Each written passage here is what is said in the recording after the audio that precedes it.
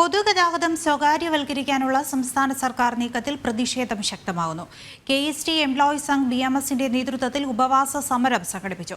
KSRTCയെ തകർക്കാനുള്ള ആസൂത്രിത നീക്കമാണ് നടക്കുന്നതെന്നും നേതൃത്വം ആരോപിച്ചു. സംസ്ഥാനത്ത് 140 കിലോമീറ്റർ പരിധിക്ക് മുകളിൽ സ്വകാര്യ ബസ്സുകൾക്ക് പെർമിറ്റ് അനുവദിക്കാനുള്ള നീക്കത്തിനെതിരെയാണ് പ്രതിഷേധം ശക്തമാകുന്നത്. ഫ്ലീറ്റ് ഓണർഷിപ്പ് പദവിക്ക് വില കൽപ്പിക്കാതെയുള്ള നീക്കമാണ് നടക്കുന്നതെന്ന് KST എംപ്ലോയീസ് സംഘ് ആരോപിച്ചു. സ്വകാര്യ ബസ്സുകൾക്ക് പെർമിറ്റ് നൽകാനുള്ള ഹൈക്കോടതി വിധിക്ക് സംസ്ഥാന സർക്കാർ വഴിയൊരുക്കി കൊടുത്തിരിക്കുകയാണ്. ഇടതുപക്ഷ സംഘടനകളുടെ പിന്തുണയോടെയാണ് സർക്കാർ നീക്കം. വൻകിട സ്വകാര്യ കമ്പനികളെ സഹായിക്കാനുള്ള ആസൂത്രിത നീക്കമാണ് നടക്കുന്നത്. പുതിയ നീക്കത്തോടെ KSRTCയുടെ സൂപ്പർഫാസ്റ്റ് ഉൾപ്പെടെ ദീർഘദൂര സർവീസുകൾ നഷ്ടത്തിലാകുമെന്നും നേതാക്കൾ പറഞ്ഞു.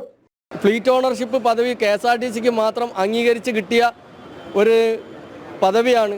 ആ പദവി അത് നഷ്ടപ്പെടുത്തിക്കൊണ്ട് സ്വകാര്യ വാഹനങ്ങൾക്ക് ഇതിലേക്ക് കടന്നു കയറിക്കൊണ്ട് KSRTCയുടെ 60% വരുമാനവും കൈകാര്യം ചെയ്യുന്നത് സൂപ്പർ ക്ലാസ് സർവീസുകളിൽ കൂടിയാണ്.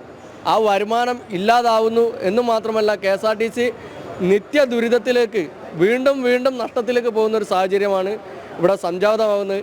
ഇതിനെതിരെ ഉള്ളൊരു പ്രതിഷേധം കൂടിയാണ് ഇന്നത്തെ ഈ ഒരു ഉപവാസ സമരം. പൊതുമേഖലാ സ്ഥാപനങ്ങളെ സ്വകാര്യ മേഖലയ്ക്ക് തീരെഴുതി കൊടുക്കുന്ന ഇടതുപക്ഷ സർക്കാർ നയമാണ് വ്യക്തമാകുന്നത്. ശക്തമായ സമരപരിപാടികളുമായി മുന്നോട്ടു പോകുമെന്നും KST വ്യക്തമാക്കി. BMS ജില്ലാ പ്രസിഡന്റ് CP രാജേഷ് സമരം ഉദ്ഘാടനം ചെയ്തു.